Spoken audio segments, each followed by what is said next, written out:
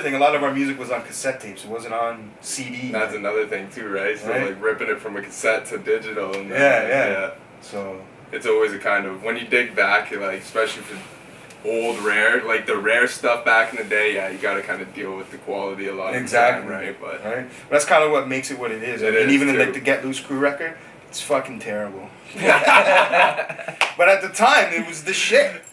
Right? But it's set in stone now and it's there. So yeah, it's there, right? And yeah, it's part of history, so yeah. you know. Yeah, that's pretty cool. that's fucking brutal about much though.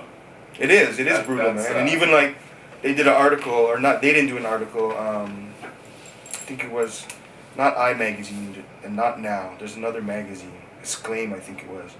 Exclaim did a piece on Much Music and all the VJs and everything. Yeah. And they excluded like Master T and all the VJs who were like who hosted Rap City and Extended Mix. They didn't even mention those guys. Really? Yeah, and that was a huge part of it, and especially Master T, right? Like Tony, like you know, we're close too. I still maintain contact with him, right? Yeah. What's Master T been up to? Well, he's just doing his own, you know, video documentary things. Oh. And, you know, so he still does his thing.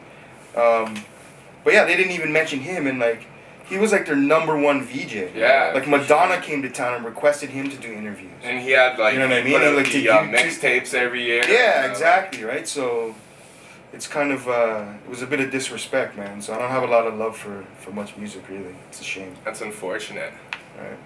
And they're such an important piece to the history itself, but that's what happens when corporations take over, right? Yeah, exactly. Because when Moses owned it, it was independent. Like they were about supporting local acts and upcoming acts. Yeah. And even Daniel, that's where he got his break. Yeah. Right? Like I remember seeing Daniel. Yeah, like he performed on a contest on Electric Circus. Yeah. Him and Lindo P, they had a Oh, Lindo P was on there. Yeah, Crazy, they had a group, and he won the rap contest, like a LL Cool J rap contest. Yeah. Right? And he rapped over a Big Daddy Kane beat. Say word, Yeah. Oh shit. Wow. So, but they were supporting us big time back in the day and helped, helped open the doors to allow the music to get some real recognition. And it helped, like, because you know what I mean, growing up too as like a younger guy, like you see Ghetto Concept, Crazy World, and then you see like Tupac Changes. It's just continuous hip hop after you. It's not like, yo, this guy's from Toronto and this guy, you know what I mean? As you grow up and you learn certain stuff as Toronto hip hop and all that shit, you're like, that's crazy. Well, that's the thing. It's like, and that outlet needs to be there. I think, you know what I mean? Like it really hurts the local. Well, not local, but the whole country. The whole scene, right? Yeah, it kind of put us on an even